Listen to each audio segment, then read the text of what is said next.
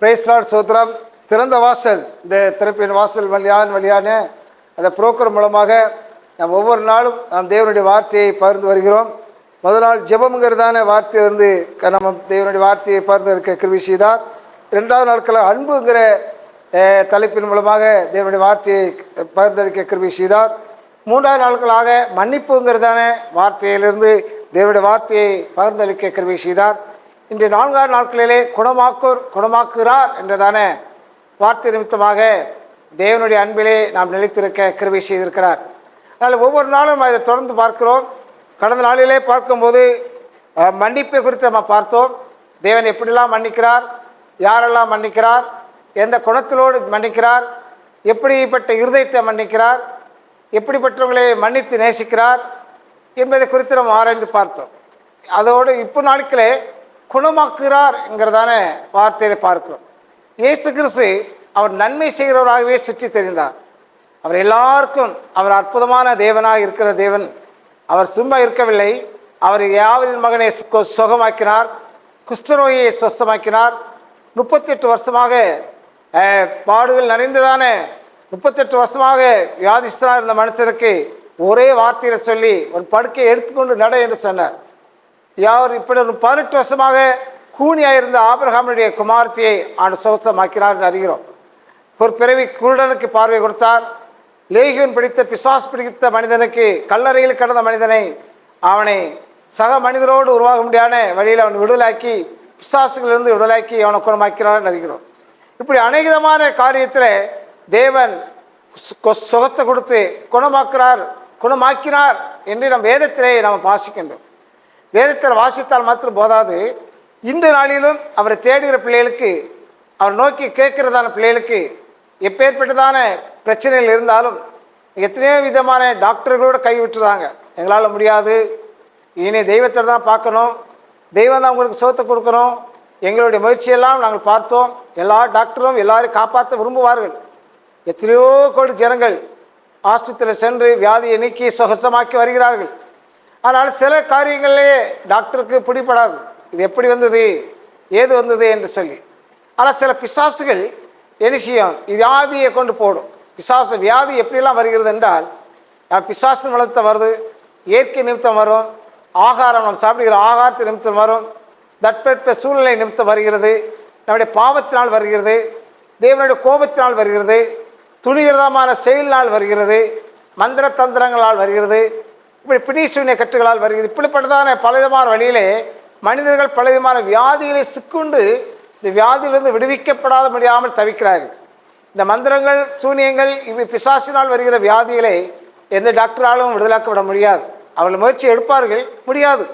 ஆனால் அதை தேவனுடைய கரம், தேவனுடைய அபிஷேகம், தேவனுடைய இரக்கம் அதுதான் அவர்களை காப்பாற்றும். அது அப்படி காப்பாற்றுறதுக்கு தேவன் தான் நம்மளுக்கு உதவி செய்வார். அதால் விசுவாசம் வேண்டும். என் ஆண்டவர் என்னை காப்பாற்றுவார், நம்பிக்கை வேண்டும். அப்படி எல்லாவற்றிலையும் ஆண்டவர் சொஸ்தமாக்கி இந்த மனிதர்களை விடுதலாக்கி தந்து நற்கிரியை செய்கிறவராகவே, நன்மை செய்கிறவராகவே அவர் சுற்றி தெரிந்தார் என்று வேதத்தில் அறிகிறோம். நாமும் அதை ருசிக்கிறோம். அது விசுவாசித்தால் நீதிமான் பிழைப்பான்னு சொன்ன அர்த்தம். என் ஆண்டவர் என்னை குணமாக்குவார், என் ஆண்டவர் என்னை விடுதலை ஆக்குவார் என்று சொல்லி, நான் செய்த தவறினால் வந்ததா, மீறுதனால் வந்ததா, நான் செய்த என்னுடைய தப்பிதங்களத்தில் நிமித்தத்தினால் வந்ததா என்று சொல்லி நாம் ஆராய்ந்து பார்க்க வேண்டும். அதை பார்த்து இது தேவனால் வந்தது என்றால் தேவனிடத்திலிருந்தால் நாம் மீட்கப்பட முடியும். நம்முடைய இயற்கை சீற்றத்தினால் வந்ததினால் என்றால் நாம் மருத்துவர் மூலமாக விடுதலைக்கப்பட முடியும். ஆனால் சில வியாதிகள் மருத்துவரால் முடியாத சூழ்நிலையில் அகப்பட்டு அநேக தவித்து கொண்டு இருப்பார்கள்.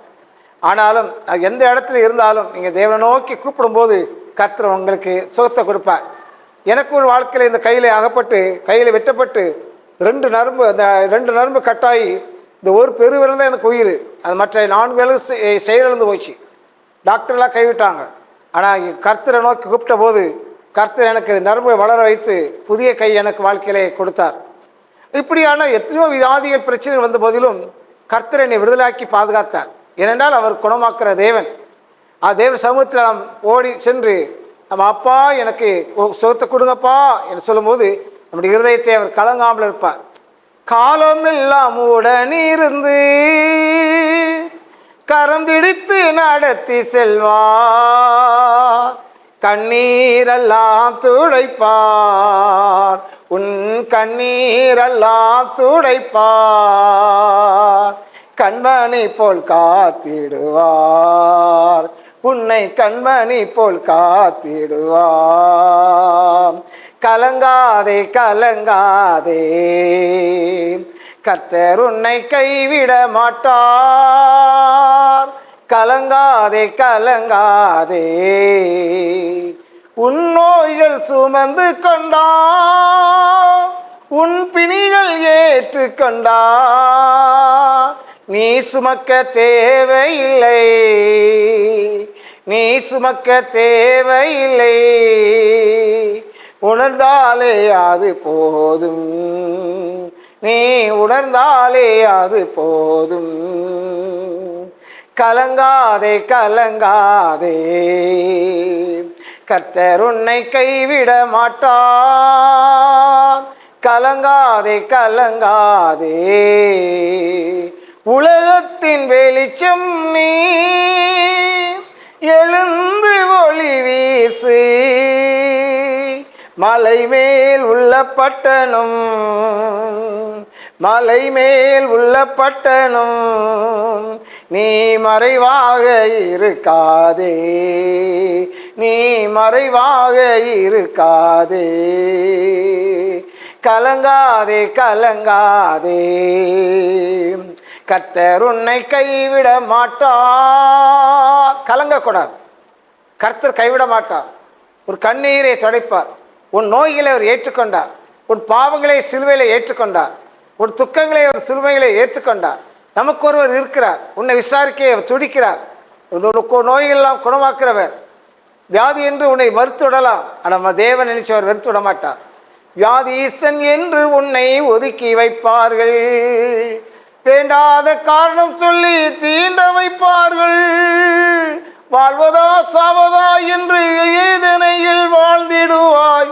கலங்காதே, ஒன்று வியாதியிலே சுகம் தரவே உனக்கொருவர் இருக்கின்றார். உன்னை விசாரிக்க துடிக்கின்றார், உன்னையும் என்னையும் இயேசு நேசிக்கின்றார். நம்மை உள்ளங்கைகளில் வரைந்திருக்கின்றார். ஆகாதவன் என்று உன்னை யார் தள்ளினாலும் ஆபிரகாமின் தேவன் உன்னை தள்ளிடுவாரோ. ஆகாதவன் என்று உன்னை யார் தள்ளினாலும் ஆபிரகாமின் தேவன் உன்னை தள்ளிடுவாரோ. தஞ்சமென்று வருபவரை தள்ளாத நேசரவர், தஞ்சமென்று வருபவரை தள்ளாத நேசரவர். அஞ்சிடாத மகனே மகளே என்று உன்னை தேசிக்கவே உனக்கொருவர் இருக்கின்றார். உன்னை விசாரிக்க துடிக்கின்றார், உன்னையும் என்னையும் இயேசு நேசிக்கின்றார். நம்மை உள்ளங்கைகளில் வரைந்திருக்கின்றார். அப்போ நம்மை விசாரிக்க ஒருத்தர் இருக்கிறார். அவர் நம்மை விசாரிக்கிறவர். வியாதிஸ்தர் ஒன்றை எல்லாரும் ஒதுக்கி வைப்பார்கள். 38 வருஷமாக வியாதிஸ்தரில் எல்லாரும் ஊருக்கு உறவாக ஒதுக்கி வச்சிட்டார்கள்.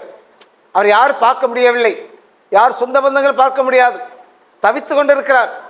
இயேசு அந்த வழியை போகிறார். பார்க்கவே நீ சொஸ்தமாக வேண்டும் என்று விரும்புகிறாயா என்று கேட்கிறார். ஆமாண்டவரே, இந்த குளங்கள் கலக்கப்படும் போது எல்லாரும் ஓடி போய் குளத்தில் முங்கி குளித்து முதலாக அவங்க சொசமாகி போய்விடுகிறார்கள். என்னை தூக்கி கொண்டு போகிறதுக்கு யாருமே இல்லை. சொந்த பந்தங்கள் இருக்குது, ஆனால் யாரும் வரமாட்டார்கள். ஏனென்றால் என் வியாதிஸ்தன் என்று ஒதுக்கி விட்டார்கள். நான் என்ன செய்வேன்? யார் எனக்கு உதவி செய்வா? எனக்கு இங்கே இருக்குது எல்லாரும் வியாதிஸ்தராக இருக்கிறாங்க, அவங்க முந்தி ஓடி விடுகிறார்கள், என்னால் ஓட முடியவில்லையே என்று தவிக்கிறான். அப்படியா? எழுந்துரு, படுக்கை எடுத்துக்கொண்டு நட. அவன் எழுந்துறான், படுக்கை எடுத்துக்கொண்டு நடந்தான். அப்போது தேவனிடத்தில் அவையை விடும்போது, கர்த்தாவே எனக்கு யாருமே இல்லையப்பா, உதவி செய்வார், யாருமே இல்லை சொல்லி ஆண்டவரிடத்தில் நோக்கி கூப்பிடும் போது கர்த்தர் நமக்கு உதவி செய்வார். ஏன்னா அவரே தஞ்சம் என்று நம்ம வாழ்கிறோம்.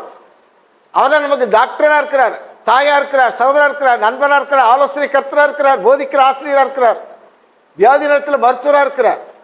அப்போ தேவன் நமக்கு அடைக்கலமாக இருக்கிறனாலே எதிர்பாராதமாக நம்மளுக்கு சூழ்நிலை ஏற்படும் போது ஒன்று சாத்தானால் வரலாம், சாஸ்திர மஞ்சிக்கிற ஆவியினால் வரலாம், ஏதாவது வியாதியை நாம் தவித்து கொண்டு இருக்கும்போது கர்த்தரை நோக்கி அபயம் விட வேண்டும்.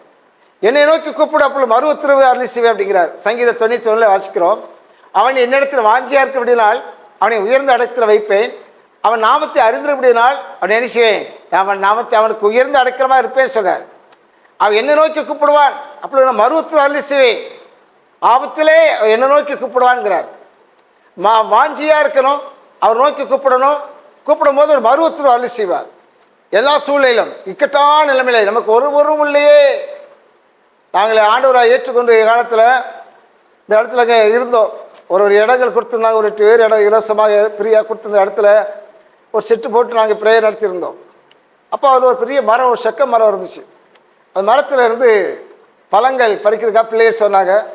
அது ஒருத்தர் சொன்னேன், அவர் 2 பேர் வரலை. அப்புறம் அந்த அணில் பறித்தது பணத்தை வேஸ்ட் ஆச்சு.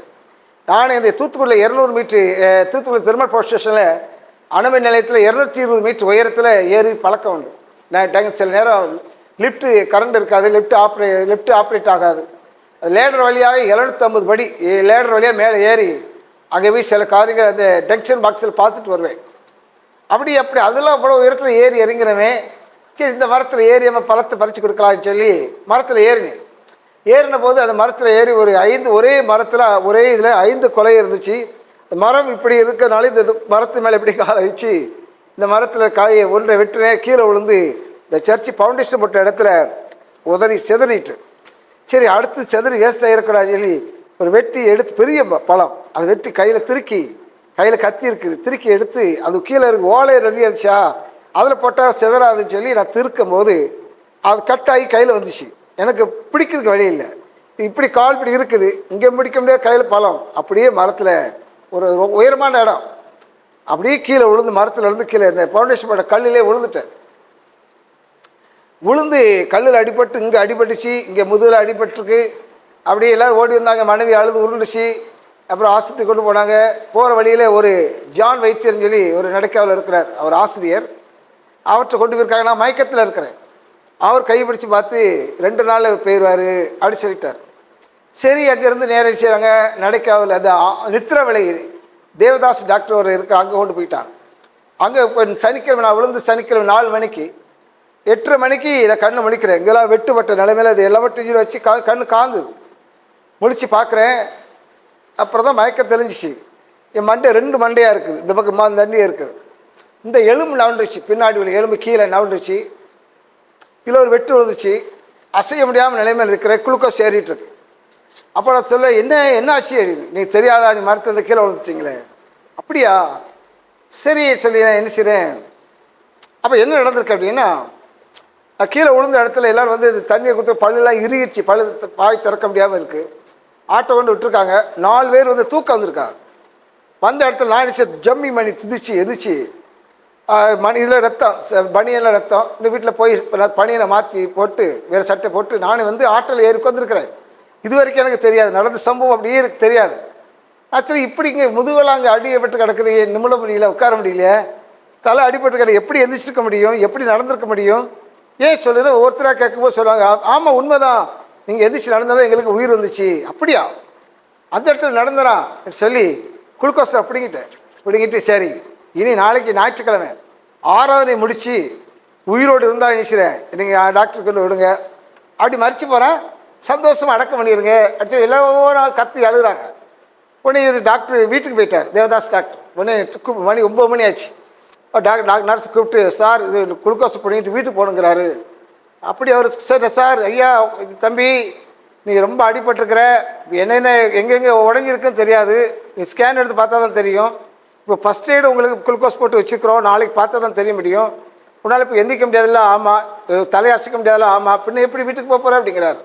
இல்லை சார் எனக்கு நாளைக்கு ஞாயிற்றுக்கிழமை, அது அவங்க ஒன்றுமே செய்ய முடியாதுப்பா, ஞாயிற்றுக்கிழமை போய் என்ன செய்ய போகிற, இங்கேயே இருக்கு அப்படி சொல்கிறார். இல்லை நான் ஆராதனை செய்யணும் சார், செஞ்ச பிறகு தான் வருவேன் அப்படின்னார். அதனால தான் போகணும். அவரு எனக்கு இருக்க தர்க்கம் உண்டாச்சு. அவர் சொல்கிறாரு, நான் சொல்கிறேன். அவர் சொன்னார், சரி இவன் மண்டையில் அடிபட்டு மண்டை வீங்கிட்டு சேஞ்ச் ஆகிட்டான், அதனால இவனுக்கு ஒரு தூக்க மாத்திரையும் ஊசியும் போட்டு தூங்க வச்சுருங்க சொல்லி நர்ஸ்ட்டு சொன்னார். நர்ஸ் அங்கிறது தூக்க மாத்திரையும் ஊசியம் கொண்டு வந்துச்சு. நான் சொன்னேன், சார் வாங்க, நீங்கள் சொல்கிறது எல்லாம் தெளிவாக இருக்குது, நான் ஒன்றும் மண்டையில் இது சேஞ்ச் ஆகலை, தயவு செய்து விட்டுருங்க. அப்புறம் கோபப்பட்டு வெட்டட் மேன் சொல்லிட்டு போ அப்படி வெட்டி விட்டார்.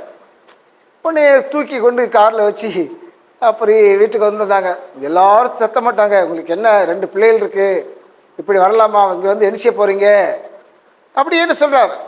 நானும் ஒன்றும் வழியில் எனக்கு பரவாயில்ல பரவாயில்ல பரவாயில்ல பரவாயில்ல. நைட்டு முழுவதும் தூக்கம் கிடையாது, அசைய முடியாது, தலையை எடுக்க முடியாது, அவ்வளோ வலி, சாப்பிட முடியாது, பேச முடியாது, அப்படியே தகிச்சிட்டு இருக்கிறேன். ஆனாலும் ஞாயிற்றுக்கிழமை ஆராதனை முடியட்டும் எனக்கு ஒரு எண்ணம். எல்லோரும் அன்பினால் பேசுகிறாங்க. பிரசிடெண்ட்லாம் வந்தார். என்ன பாஸ்டர் இப்படி செய்யலாமா, இங்கே வந்து என்ன செய்ய போகிறீங்க, நாளை ஆஸ்பத்திரி ரொம்ப பெயின் ஓவர் ஆகிருமே. எல்லோரும் அவங்களுடைய அறிவுரை சொல்கிறாங்க பாசத்தோடு. கோவிச்சு சிலர் கோவிக்கிறாங்க நன்மைக்காக. ஆனாலும் எனக்குள்ளான ஒரு ஆழமான விசுவாசம், நம்மகிட்ட கையில் காசு இல்லை, பணம் இல்லை, இனி ஆஸ்பத்திரி போய் நம்ம என்ன செய்ய போகிறோம், நம்ம எதிர்பார்த்தமான கீழே விழுந்துட்டோம், இது கர்த்தர் தான் காப்பாற்றணும் என்று சொல்லி அந்த ஒரு ஆழமான விசுவாசம் எனக்குள்ள இருக்குது. இருந்தபோது நான் என்ன செய்கிறேன், மறுநாள் காலையில் ஒரு செட்டு ஒரு கூடாரம் போட்டிருந்தோம். அந்த கூடாரத்தில் ஒரு சின்ன டீப்பா அதுக்கு மேலே படுத்துக்கிட்டு தலை அந்த பக்கம் கால் இந்த பக்கம் நடுவில் பைக் எடுத்து பாட்டு படிக்கிறேன். எல்லாம் கூட்டமாக இருந்து நிற்கிறாங்க. 8 மணிக்கு அநேகமாக பொதுவாக 8 மணிக்கு ஆரம்பித்து அப்பொழுது 10 மணிக்கு படிப்போம். அன்றைக்கி 8 மணிக்கு ஆரம்பித்து 10:30 மணி ஆச்சு. அதனால் பாட்டு படிக்கிற ஜெபம் பண்ணுறேன். ஏன்னா எந்திரிச்சிக்க முடியாது, உட்கார முடியாது, படுத்துக்கிட்டு டீப்பார் படுத்துட்டு ஜெபம் பண்ணிட்டு இருக்கிறேன். கார் ஒன்று படிட்டாங்க, இது முடிக்கவும் தூக்கிட்டு ஓடணும் ஆஸ்பத்திரிக்கு என்று. அப்படி இருக்க நேரத்தில் போய் பிரசங்களை முடிச்சுட்டு அப்படியே நான் தண்ணி விடுமா, நைட் பூரா சாப்பிடல, ரொம்ப தாகம், தண்ணி குடுமான்னு சொல்லி தண்ணி குடிச்சிருக்கும் போது தண்ணி வச்சுட்டு படுத்துக்கிட்டே குடித்து செம்பக்கரை வச்சுட்டு தகப்பனேன்னு கூப்பிட்ட உடனே ஒரு ஆள் வந்து அப்படி தூக்கி அது பிள்ளையை தூக்கி போட்ட மாதிரி தூக்கி போட்டு என் தலை வந்து அது கூடாரத்தில் கம்பு இருக்கும் அதில் முட்டி அவள் செந்துக்கள் நிற்கிறேன். நின்ன உடனே என் தலைவலி எங்கே வச்சு தெரியாது, இன்னும் இந்த 8 காய் எங்கே வச்சுன்னு தெரியாது. இந்த எலும்பு சேர்ந்துச்சு, டக்குன்னு குதித்தேன், ஆவிலே நிரம்பினேன், அந்நியவாசி பேசி தேவனுக்குள்ளே கழுகி இருந்தேன். இப்படி வேகமாக நடக்கிறேன். எல்லோரும் வெயிட் எடுத்து பின்னாடி ஓடி வராங்க, கார்லாம் நிற்கிது. வேகமாக வரேன், இங்கேருந்து 1 கிலோமீட்டர் இருக்கும் நடந்து போகிறேன். மிலிட்ரி மேன் மாரி நடக்கிறேன். அதுக்கு முன்னாடி திரும்பி போகவும் அவர் இந்த ஜான் வைத்தியர் சொல்லுவார், நேற்று என்ன சொன்னார், அவர் எனக்கு வர்றாரு நேரில். அவர் சொல்லும்போது எனக்கு என்ன தெரியாது, மயக்கத்தில் இருந்தேன். ஓடி வந்து கட்டி பிடிச்சி முத்தம் கொடுத்து பாஸ்டர் மன்னிச்சுக்கினாரு. ஏன் சார் மன்னிக்கிறோம், நீங்கள் என்ன தப்பு பண்ணீங்க, ஏன் நான் மன்னிக்கிறதுக்கு என்ன இருக்குது சார், இல்லை மன்னிச்சுக்கோ சொல்லுங்கள் சார். உடனே கூட்டிகிட்டு போய் ஒரு பாட்டில் நிறைய ஆயில் கொடுத்தார். இது 900 ரூபாய் கொடுப்பேன், உங்களுக்கு ஒரு காசு வேண்டாம், ஒரு இலையெல்லாம் கொடுத்து இது கொஞ்சம் நல்ல பானையில் போய் கொதிக்க வைத்து இதை உட்காருங்க, பின்னாடி இந்த இதுக்கெல்லாம் வலி மாறும், இந்த எண்ணெய் மண்டையில் அடிபட்டிருக்கு, உள்ளே ரத்தம் உறைஞ்சிரும், அப்புறம் பண்ண வேண்டிய சூழ்நிலை வந்துடும், இதை கொடுங்க போங்க சார், ஒன்றுமே காசே வேண்டாம் சொல்லி புது பையில் வச்சு எனக்கு கொடுத்து விட்டார். எனக்கு ஒன்றும் புரியலை, சரி சொல்லிட்டு வந்தேன். அப்போ நான் வீட்டு வந்து கேட்டேன், ஏன் அவர் இப்படி வந்து மன்னிப்பு கேட்குற சொன்னார். ஐயோ, நேற்று நாங்கள் முதல் ஜான் வைத்தியர் போகும்போது அவர் கையை பார்த்து 2 நாள் பெயருன்னு சொன்னார். இப்போ நீங்கள் அவர் முன்னாடி மிலிட்ரி மேன் நடந்து போகிறோன்னே அவருக்கு ஆச்சரியம் உண்டாயிடுச்சு, அதான் உங்கள்கிட்ட மன்னிப்பு கேட்டார். சரி அப்படியா, ஓ சரி கர்த்தர் சுகத்தை கொடுத்தாரு சொல்லி அந்த எண்ணெயை எடுத்து போட்டு பார்த்தா ஒரு மாதிரி மாடு அடிச்சுது அப்படின்னு வச்சுட்டேன். அதை யூஸ் பண்ணலை. கர்த்தர் சுகத்தை கொடுத்தார். என்னை நோக்கி கூப்பிடு, அவள் மறு உத்தரவு அளிச்சுவேன், ஆபத்திலானே என்னோடு இருந்து தப்பு வைத்து கடப்படுத்து அப்படிங்கிறார். வியாதி நேரத்தில் எந்த சூழ்நிலை வந்தாலும் கர்த்தர் நோக்கி கூப்பிடணும். அதுக்காக டாக்டர் போகக்கூடாதுன்னு இல்லை, மருந்து எடுக்கக்கூடாது இல்லை, ஊசி போடக்கூடாதுன்னு இல்லை, நமக்குள்ளே இருக்கிற விசுவாசத்தை நமக்கு போனால் அந்த நேரத்தில் கையில் காசு கிடையாது, ஸ்கேன் எடுக்கணும், அது எடுக்கணும், அப்படி பார்ப்பாங்க. அது தேவன் நினைச்சுவார், வழி நடத்துவார். ஒரு முறை அந்த செட்டு கூட போட்டிருக்க நேரத்தில் ஒரு பையனை தூக்கிட்டு வந்தாங்க. ஒரு 13 வயசு பையன், நாக்கு விலங்குல நீளம் இருக்குது, கண்ணுலாம் வெயிருக்கு, வாய் கோணிருச்சு, கான்னு கத்துறான். ஒரு 4 பேர் தூக்கி ஒன்று 10 மணிக்கு ஒன்று போட்டிருக்காங்க. ஐயோ அப்படி சொல்லிட்டு எனக்கு ஒன்றும் புரியல. ஒடிட்டு அப்பா நான் என்ன செய்யட்டும், அந்த பையனை கொண்டு போட்டிருக்காங்களே அப்படி சொல்லி வானத்தை நோக்கி ஜெபித்து கர்த்தர் இறங்கின நிமிஷத்தில் நாக்குள்ளே போச்சு, வாய் திரும்பிச்சு, கண்ணு சரியாச்சு, கட்டக்கடான்னு நடந்தான், காணிக்க போட்டு கிடந்து போனான். இப்போ பையன் பட்டாளத்தில் இருக்கிறான். ஏன் இதே மாதிரி சூழ்நிலையில் நம்ம டாக்டர் போனால் என்ன செய்வாங்க, நாக்கு டாக்டர் பாரு, கண்ணு டாக்டர் பாரு, ஸ்கேன் ஆகிடு, அதை ஸ்கேன் ஆகிடு, இந்த ஸ்கேன் ஆகிடு, அதை பாடி ஸ்ப்ரே பிளட் டெஸ்ட் பண்ணி அதை பண்ணி சொல்லி எப்படி ஒரு அமக்கு அடிச்சுவாங்க. அவன் பார்க்க அவங்களுடைய வேலை அதுதான், அதான் செய்ய முடியும் அவங்களால. ஆனால் இந்த டாக்டர் என்ன செய்தார், ஒரே நிமிஷத்தில் இறங்கி அவனுக்கு சீர்படுத்திட்டார். தேவனுடைய அற்புதமான கிரியை செய்கிறார். சிலது பிசாசினால் வரும். ஒரு பொண்ணு அப்படி தான் 4 முறை ஆபாஷன் ஆச்சு குழந்தைய. 4 மாதத்தில் ஆபாஷன், 3 மாதத்தில் ஆபாஷன், 5 மாதத்தில் ஆபாஷன் ஆகி 3 முறை ஆபாஷன் ஆகி 5 முறை ஆகி கிடச்சி 6வது முறை அவர் 6 மாதம் கர்ப்பிணியாக இருக்கிறார். அதே மாதிரி வயிற்று வலியோடு தூத்தூர் ஆஸ்பத்திரியில் கொண்டு போட்டிருக்காங்க. அவள் தங்கச்சி ஓடி வந்து ஓடி கதறி வந்து ஜெபித்தாளா, கூப்பிட்டாள். பாஸ்டரே அப்படி ஆயிட்டு. நான் அங்கே போய் பார்க்குறேன், தூத்தூர் ஆஸ்பத்திரி பக்கத்தில். அவர் வந்து ஏன் வந்து இங்கே அப்படின்னாரு. அப்போ கண்டுபிடிச்சிட்டேன், இது சாத்தானுடைய வேலை. அப்படி இருமுள்ள போன உடனே அவர் சொல்கிறாங்க, சரி முதல்ல என்னம்மா பிரச்சனை, என்ன, ஐயோ முட்டு வலி கத்துறாங்க. உடனே டாக்டர் ஓடிந்தாங்க. என்ன சார் கொஞ்சம் பொறுங்க, முட்டு வலி தான், இது கொஞ்சம் பாருங்க டாக்டர் சொல்லி நான் ஜெர்மனிலாம் முட்டு வலி மாறிச்சு. அடுத்து கொஞ்ச நேரம் கழிச்சு தலைவலி கத்துறா. உடனே டாக்டர் இன்னும் 6 மாதம் கற்பனை. உடனே தலைவலிக்கு டாக்டர் இருக்கிற, சார் கொஞ்சம் பாருங்க, ஜெர்மன்றோம் தலைவலி போச்சு. இப்போ அவர் வந்தால் அடிச்சுவார், முட்டுக்கு மாத்திரை கொடுப்பாரு, முட்டு வலிக்கு மருந்து கொடுப்பாரு, தலைவலிக்கு மருந்து கொடுப்பாரு, தலைவலிக்கு மாத்திரை கொடுப்பாரு. இந்த மாத்திரை வந்து உள்ள விஷயம் சைடு எஃபெக்ட் உண்டாக்கிறோம். அதுக்கு காரணமே இல்லை. அது கொண்டு வரது யாரு? சாத்தான். அப்போ தான் 2 லிட்டர் பாட்டிலில் தண்ணி எடுத்து அப்படியே குடிக்குது. நைட்டு 7 மணிக்கு அப்படியே கடகடாறு குடிக்குது. நம்ம ஒரு டம்ளர் குடிப்போம், அவ்வளோதான் தண்ணி தாகத்துக்கு. அப்படியே பிடுங்கி வைக்க சொல்லி ஜெபம் பண்ணி முடிச்சவும் அது பிசாசை விட்டு விலகிச்சு. உடனே அவன் பாஸ்டருக்கு ரெஸ்பெக்ட் பண்ணா. முதல்ல என்ன ஆக்ரோஷம், ஏன் வந்தீங்க, எதுக்கு வந்தீங்க சொன்னவாள். அதுக்கப்புறம் ரெஸ்பெக்ட் பண்ணி சொன்னேன், உடனே டிஸ்சார்ஜ் பண்ணி போயிருங்க, நாளைக்கு காலையில் நான் எங்கள் மனைவி வீட்டில் வந்து ஜெபம் பண்ணுவோம் சொல்லி அவனே மறுநாள் டிஸ்சார்ஜ் போயிட்டாங்க. வீட்டுக்கு நானும் மனைவி ஜெபம் பண்ணிட்டோம். இன்றைக்கி அவளுக்கு 3 ஆண் குழந்தை இருக்கு. அந்த குழந்தை தங்கிச்சு. இன்றைக்கி அவர் நம்பாளிக்கு ஒரு சர்ச்சில் போய் சர்ச்சுக்கு குடும்பமாக சேர்ந்து ஆண்டவர் ஆராதிக்கிறாங்க. இப்படி பலதரப்பட்டதான வியாதி எந்த ரூபத்தில் வருதுன்னு கண்டுபிடிக்க வேண்டும். பிசாசினால் வந்ததுனால மருந்து இயேசு கிறிஸ்து தான். அதை அறிந்து அவர் மூலமாச்சு இது இல்லாட்டா எந்த வியாதியும் மாறாது. அதை அறிந்து குணமாக்குறவர் நம்ம இயேசு கிறிஸ்து. அதனால் நம்ம நன்மையில் வந்துதான் நம்ம எதனால வந்தது என்று சொல்லும் அறிந்து உணர்ந்து அது தேவனுடைய சமூகத்தில் ஒப்புரவாகி விட வேண்டும். ஒப்புரவாகி விட்டோம் என்றால் கர்த்தர் நமக்கு என்ன செய்வார்? சொஸ்தத்தை கொடுப்பார்.